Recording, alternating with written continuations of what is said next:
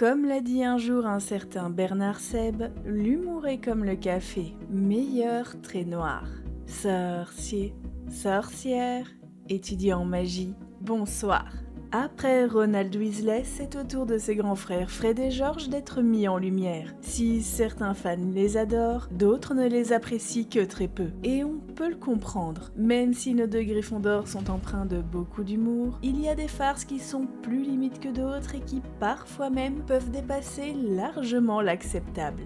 Allez, installez-vous confortablement, sortez vos plus beaux accessoires de la maison Gryffondor et pensez à vous abonner pour m'encourager à vous apporter toujours plus de vidéos sur le monde des sorciers. C'est parti pour analyser la part sombre de Fred et George Weasley. Avant toute chose, il faut bien garder en tête qu'il ne s'agit pas d'un lynchage public. Chaque personnage, à l'exception peut-être de Dolores Ombrage et du Seigneur des Ténèbres, a ses bons et ses mauvais côtés, l'un étant marqué parfois plus que l'autre en fonction de leur histoire personnelle, de leur tempérament et bien d'autres paramètres. Donc non, les jumeaux ne sont pas des monstres de cruauté. Ils ont de nombreuses qualités, mais ils n'en sont pas pour autant des anges à l'humour délicat. S'ils sont bien connus pour leur tempérament des plus tumultueux, eh bien sachez que ça ne date pas de Poudlard, mais bien depuis leur plus jeune âge. Durant leurs jeunes années, ils enchaînaient les bêtises et leurs parents avaient un mal fou à les canaliser au quotidien. Chaque jour était un nouveau champ de possibilités pour explorer leur plein potentiel. Car si leur imagination était débordante d'inventivité, leur créativité n'était pas en reste. Évidemment, dans ce cas-ci, on ne parle pas de pâte à modeler, de cabanes dans les arbres ou encore de briques de construction comme les enfants de leur âge. On parle plutôt de la création de situations aux effets néfastes sur l'environnement et amenant une agitation certaine.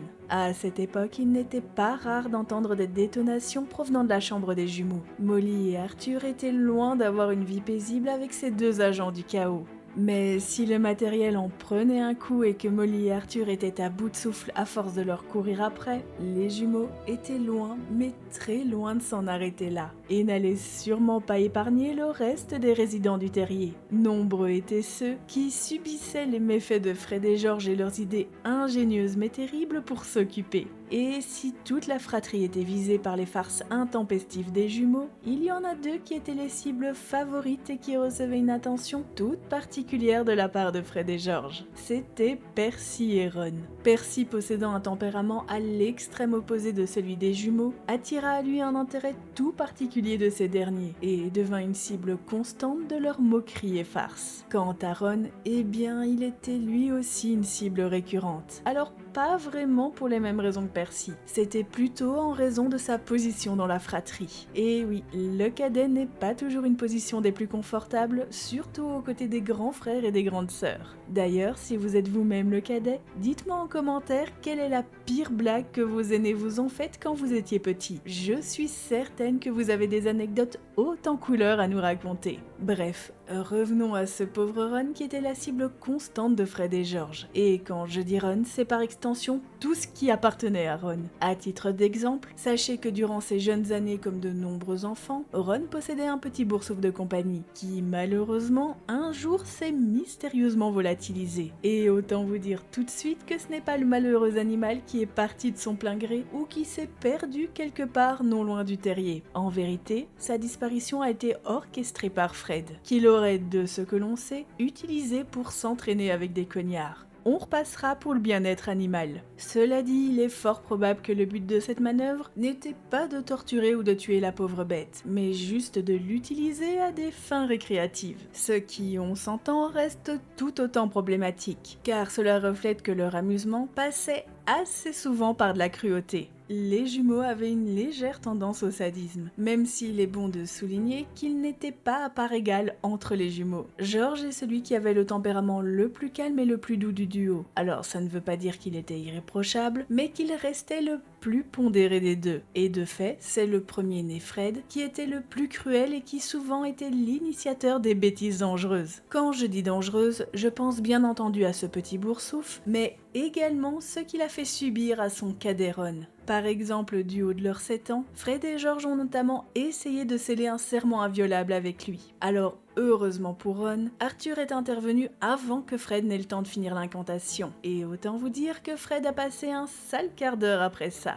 Autre épisode assez douloureux pour Ron, le jour où Fred lui a offert une confiserie du monde des sorciers qui n'était autre qu'un suicide et qui a eu pour effet de lui perforer le milieu de la langue. Oui, Ron s'est retrouvé avec un trou au milieu de la langue. Encore une fois, Fred a été réprimandé pour ça. Alors ce n'est que 2 exemples parmi tant d'autres, mais ça vous donne un peu une idée de la dangerosité des occupations et des blagues dans lesquelles Fred pouvait entraîner son frère jumeau et qui ont très certainement conduit à de multiples consultations à Sainte-Mangouste. Comme vous le savez, l'humour est une forme d'esprit très subjective. Si cela peut paraître drôle pour certains, cela ne l'est pas toujours pour ceux qui le subissent surtout à répétition. Et justement, parlons-en de cet humour. Il est clair que Fred et George sont très drôles. Ils ont une bonne répartie, font souvent des blagues assez marrantes pour leur âge et sont un duo comique assez sympathique qui fonctionne plutôt bien. Par contre, ce qui est dérangeant, c'est qu'ils ont cette tendance à pousser l'humour beaucoup trop loin et dépasser souvent les limites de l'acceptable sans se soucier du bien-être et de la sécurité des autres. Car ce n'est pas en saupoudrant de l'humour sur des actes franchement répréhensibles comme l'intimidation ou de l'humiliation dans un contexte dangereux que cela les rend drôles. C'est d'ailleurs en général une technique très prisée chez les intimidateurs et les persécuteurs, avec le fameux « mais c'était pour rire ». Alors je ne pense pas que Fred et George cherchaient vraiment à nuire à qui que ce soit, sauf peut-être à leurs ennemis et aux ennemis de leurs amis. Mais ça on y reviendra plus tard. On est bien loin de James et Sirius qui prenaient du plaisir à persécuter Severus. Les seules personnes que les jumeaux ennuyaient constamment et pour lesquelles ils pouvaient manquer d'empathie et de compassion, c'était pour leurs frères Percy et Ron. Et tout particulièrement leur grand frère Percy. Alors même si Percy ne méritait pas un tel acharnement, il faut comprendre que cela reste dans un cadre fraternel. Il s'agissait avant tout de taquinerie et de différends entre frères. À part cela, on ne les voyait jamais s'en prendre gratuitement à quelqu'un et encore moins à répétition. Ce qu'ils voulaient, c'était s'amuser encore et toujours pousser leur farce plus loin. Au plus c'était sensationnel, au plus ça les amusait. Mais s'ils étaient incapables de mettre des limites à leur farce, ils pouvaient être quand même compatissants lorsqu'ils estimaient que les sévices qu'avait subi une victime de leur farce n'étaient pas vraiment mérités. En parfait exemple, l'histoire du télescope farceur. Pour celles et ceux qui n'auraient pas lu les livres, sachez que la pauvre Hermione a reçu un coup de poing en pleine figure de la part d'un télescope qu'elle avait saisi dans la chambre de Fred et George au terrier. Alors c'était prévisible, mais la pauvre s'est retrouvée avec un œil au beurre noir qui était impossible à soigner. Heureusement, Fred avait une solution à lui apporter dans Harry Potter et le prince de sang mêlé. « Qu'est-ce que tu as à l'œil, Hermione ? Ton télescope m'a donné un coup de poing, répondit-elle d'un air piteux. Oh mince, je les avais oubliés, ceux-là, dit Fred. Tiens. Il sortit un flacon de sa poche et le lui tendit. Hermione dévissa précautionneusement le bouchon et découvrit à l'intérieur une épaisse pâte jaune. « Tu en mets juste un peu et tu n'auras plus rien dans une heure », assura Fred. « On a été obligé de trouver un bon effaceur de bleu, vu qu'on teste la plupart de nos produits nous-mêmes. » Hermione paraissait inquiète. « C'est sans danger, hein ?»« Bien sûr que oui », répliqua Fred d'un ton rassurant. Et malheureusement, si leur dite farce pouvait impacter grandement le physique des différentes victimes, elle pouvait également les impacter psychologiquement et laisser de nombreuses séquelles. Et croyez-moi que si les répercussions de leurs actes n'étaient déjà pas tristes dans le cadre de farce et d'occupation pour pallier l'ennui, elles l'étaient encore moins et de manière bien plus sournoise et imprévisible quand il s'agissait de vengeance ou de différends. Par exemple, à 5 ans, Fred s'est vengé de Ron qui avait cassé son balai jouet en transformant son ours en peluche en araignée géante. C'est cet événement qui déclencha l'arachnophobie de Ron. Ou encore lorsque Fred et George ont poussé Graham, le capitaine de Quidditch de Serpentard et membre de la brigade inquisitoriale Tête la Première, dans l'armoire à disparaître cassée, parce qu'il allait leur enlever des points de maison. Le Serpentard a été retrouvé quelques jours plus tard coincé dans les toilettes du 4e étage, totalement désorienté et dans un état critique. Après quoi, il a passé plusieurs semaines à l'infirmerie pour soigner ses blessures et retrouver ses esprits. Et croyez-moi, les jumeaux s'en fichaient complètement. Pas une seule once de remords pour une vengeance qui avait dépassé peut-être leurs attentes en termes de dangerosité.